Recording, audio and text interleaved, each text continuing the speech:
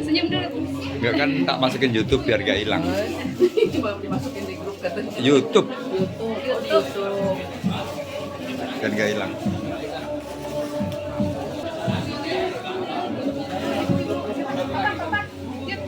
Ibu-ibu yang dalam situ tuh, biar mama makin. Udah. Yang di situ, yang sebelah sini udah belum? Pak, tolong dikontrol, Pak. Ada yang kontrol. Iya.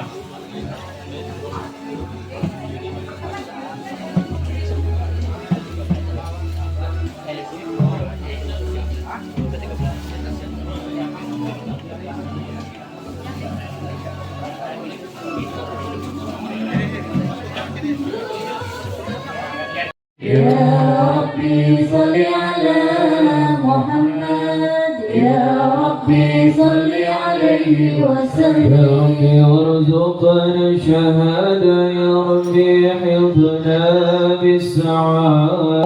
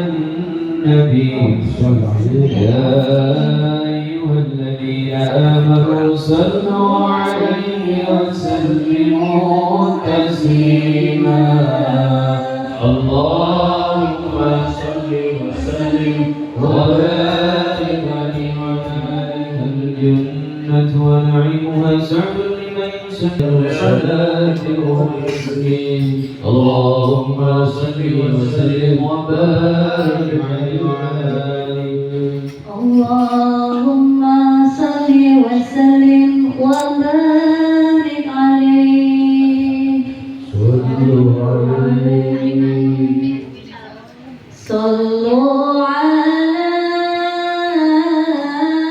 نور النبي أرض السماء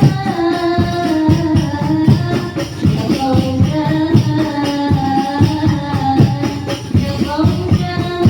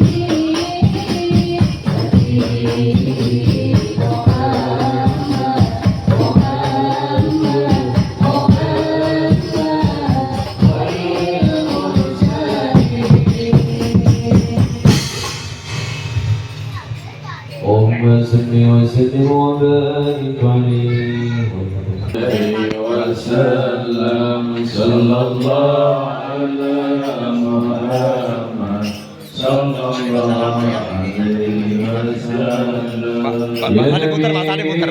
سلام عليك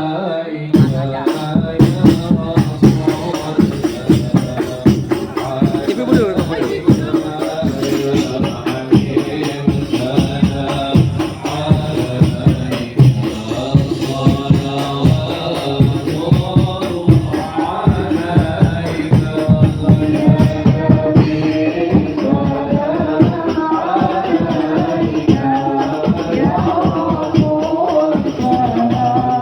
على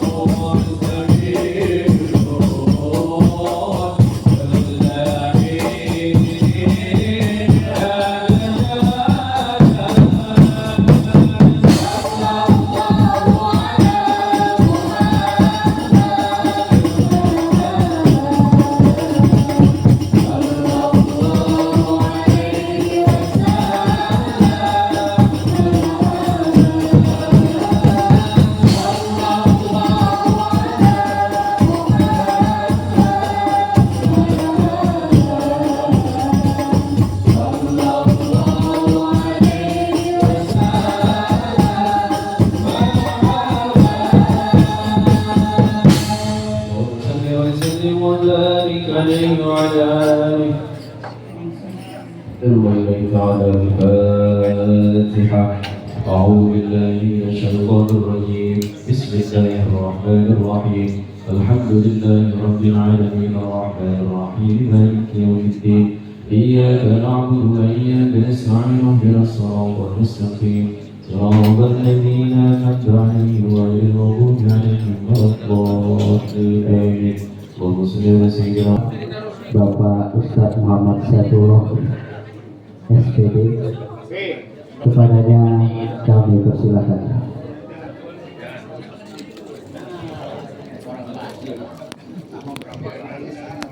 Cek. Assalamualaikum warahmatullahi wabarakatuh.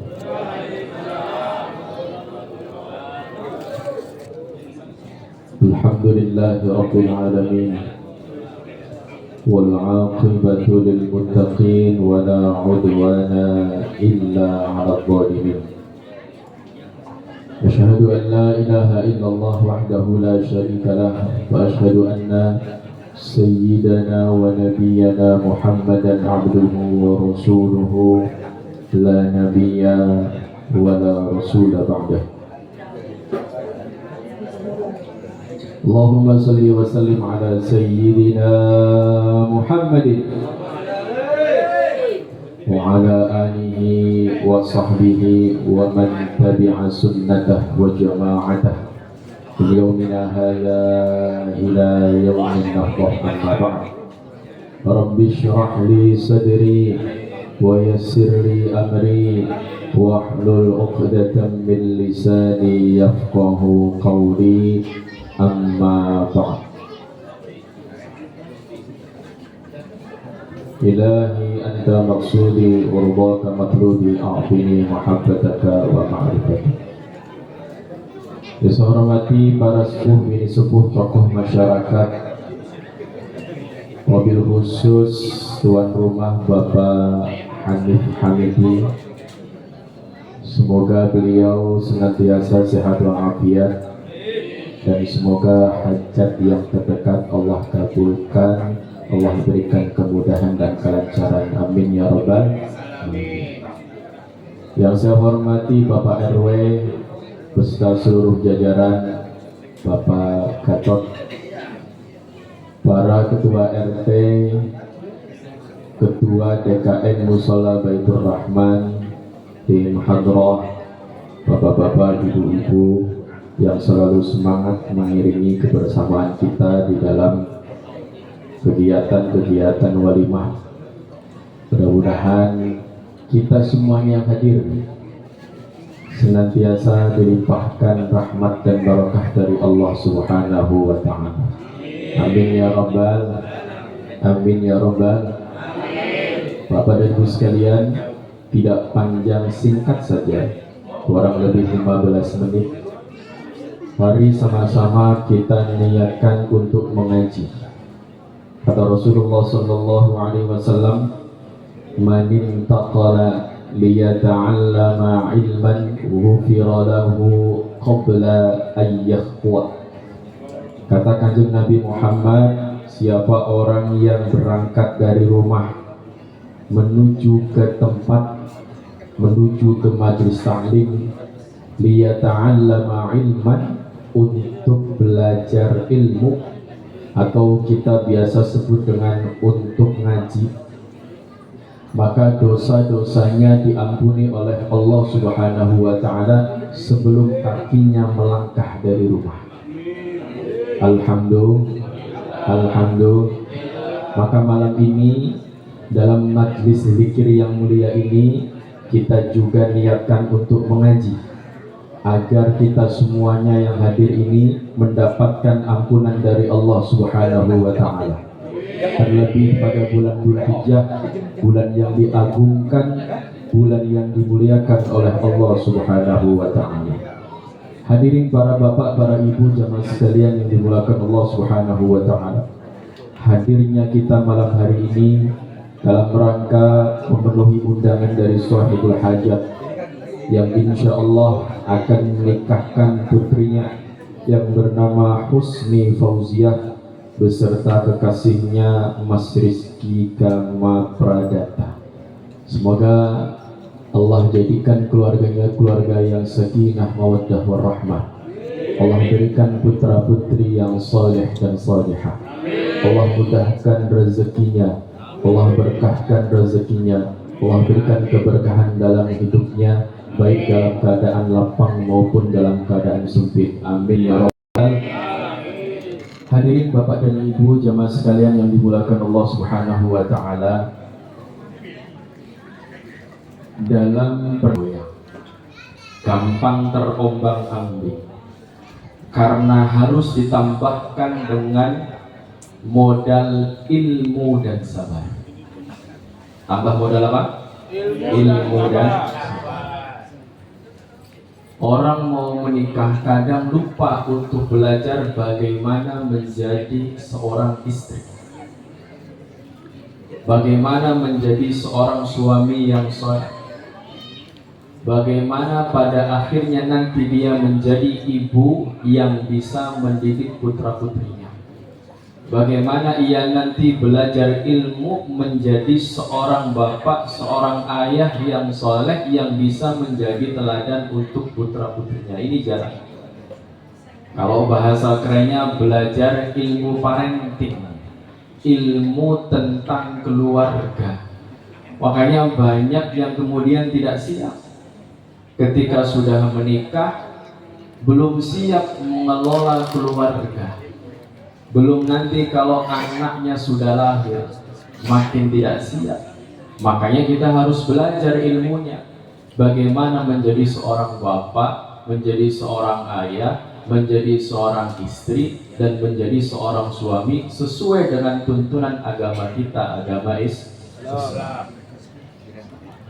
Lalu kemudian jangan lupa sertakan dalam modal kita itu mesti dibekali dengan hati yang sabar, hati yang lapang.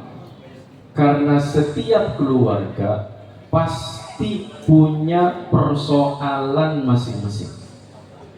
Setiap keluarga pasti punya ujian masing-masing.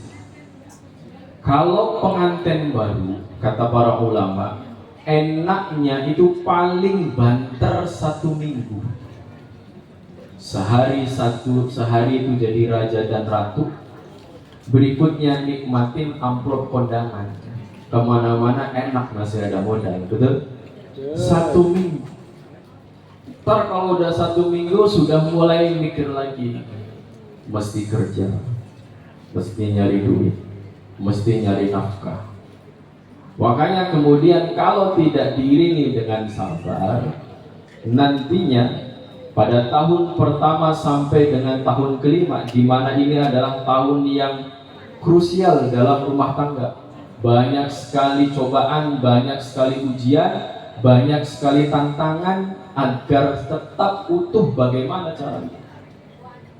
Panjenengan mungkin yang sudah sepuh-sepuh merasakan dulu ketika pertama kali menjadi pengantin baru, mungkin ada yang ujiannya sampai 5 tahun, baru kemudian kehidupan mulai stabil, ekonomi mulai stabil, anak-anak mulai kemudian gampang kita didik dengan baik dan benar.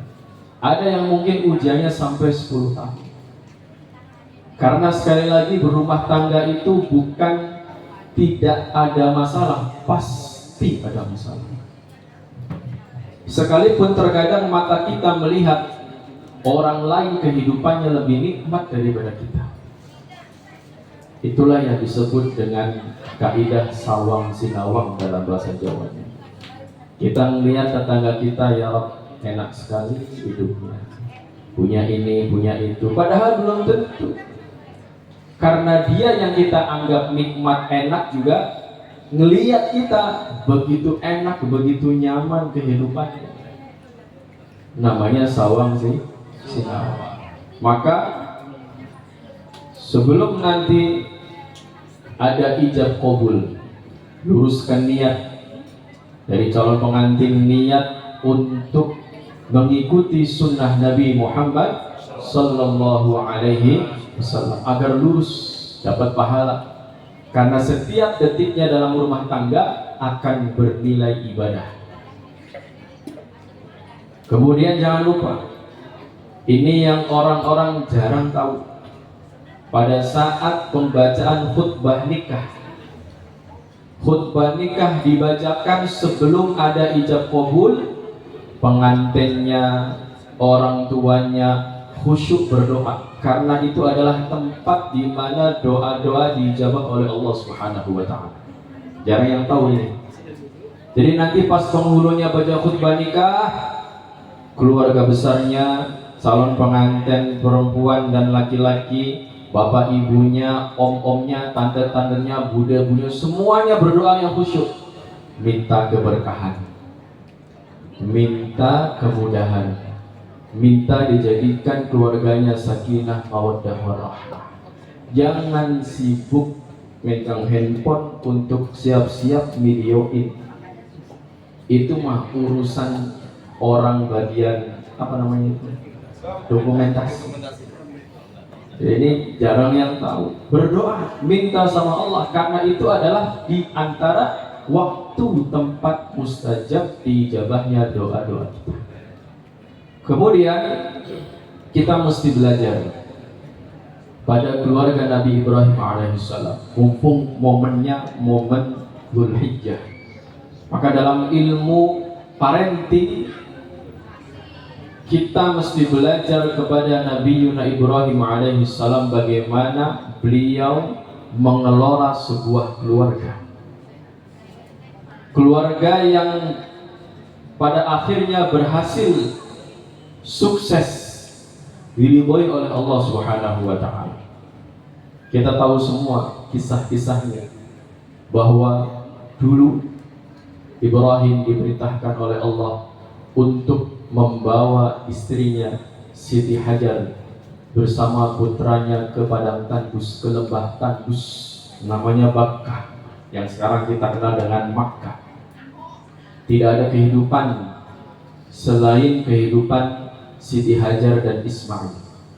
Tidak ada air, tidak ada makanan, tidak ada apa-apa, ditinggalkan hanya berdua.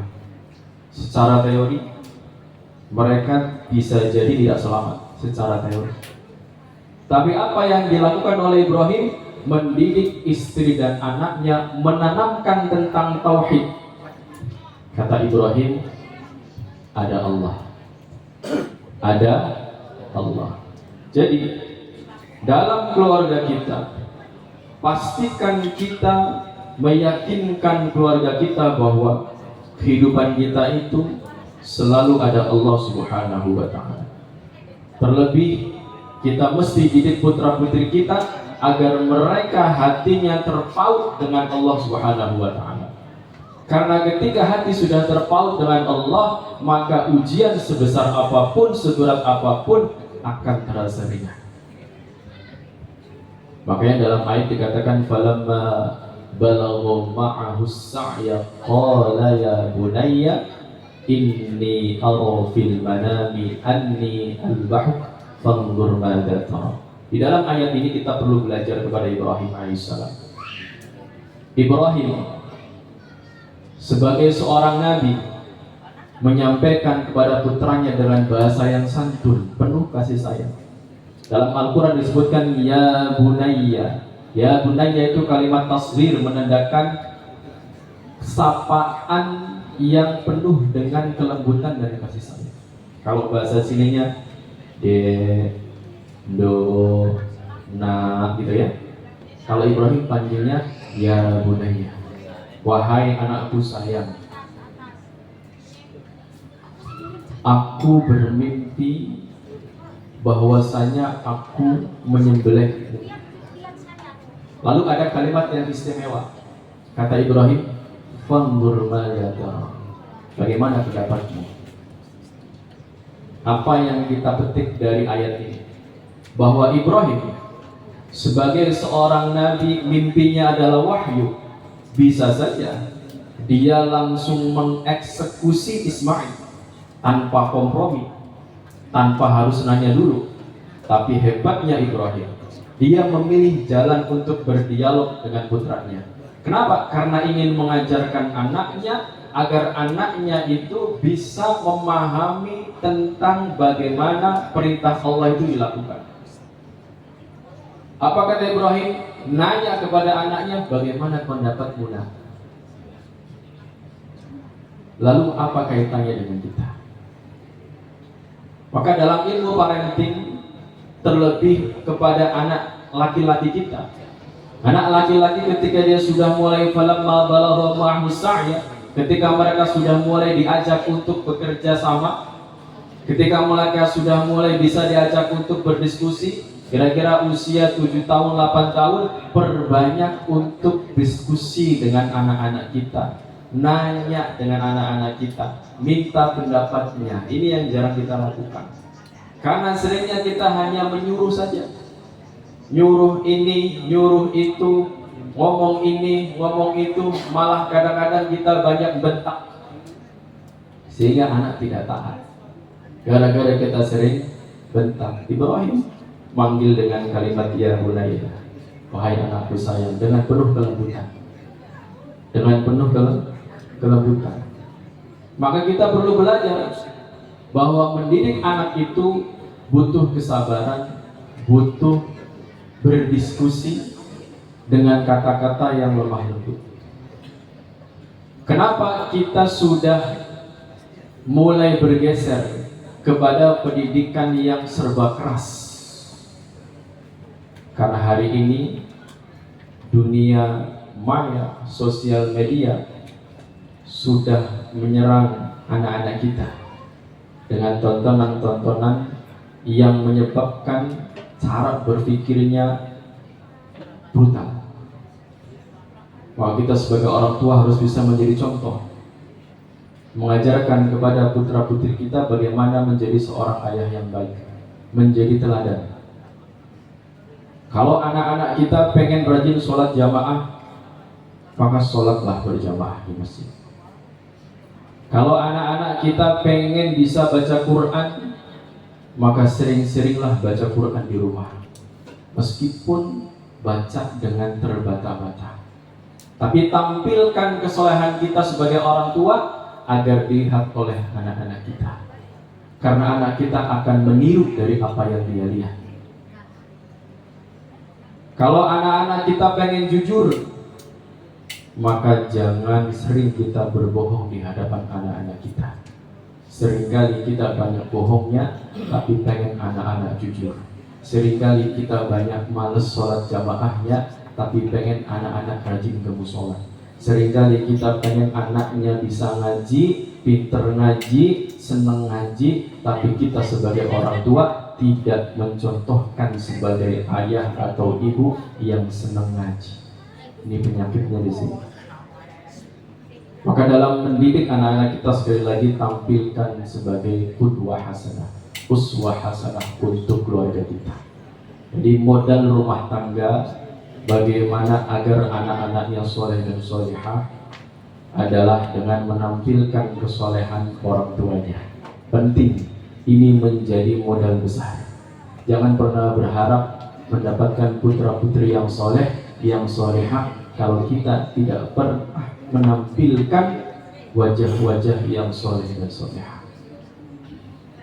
Untuk pengantin baru, calon pengantin baru, pahami bahwa pasanganmu nanti adalah seorang manusia, bukan seorang malaikat, bukan seorang iblis. Maka tetaplah menjadi manusia seutuhnya. Sikapi bahwa pasanganmu adalah seorang manusia yang bisa benar, bisa salah.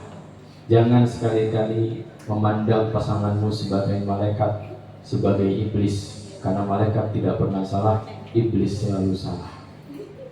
Kemudian harus bisa menerima apapun kurang dari pasangan kita, karena setiap pasangan kita pasti memiliki kekurangan, dan kurangnya itu ada di kita untuk melengkapinya.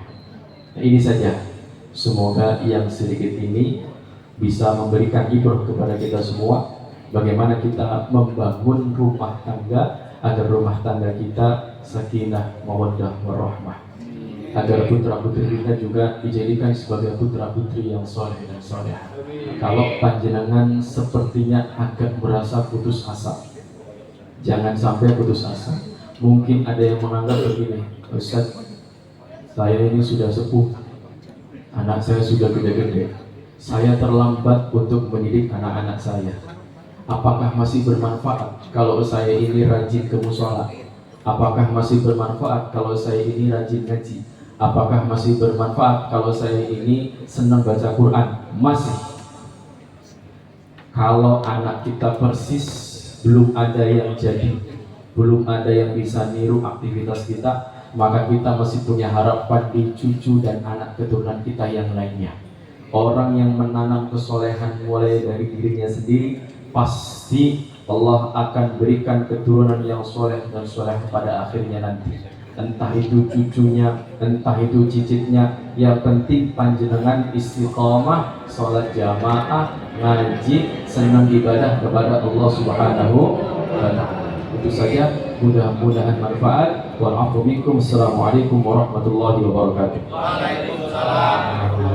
Waalaikumsalam warahmatullahi wabarakatuh. Demikian tadi tausiah agama yang disampaikan oleh Bapak Ustadz Muhammad Saifullah SPD. Semoga apa yang disampaikan dapat bermanfaat bagi para calon pengantin. Untuk acara selanjutnya yaitu penutup. Mari kita tutup acara Walimatul Urus pada malam hari ini dengan mengucap hamdalah bersama-sama. Alhamdulillahirabbil alamin. Kurang lebihnya mohon maaf dari saya apabila ada salah kata dan salah pengucapan. Mohon dibuat minta maaf yang seluas-luasnya. Saya kata wassalamualaikum warahmatullahi wabarakatuh.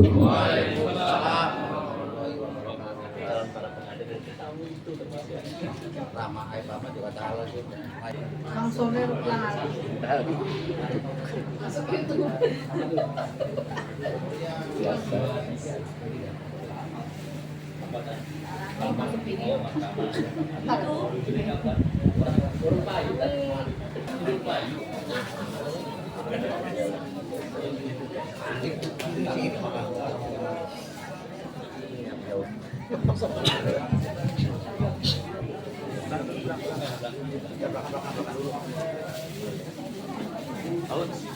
Itu.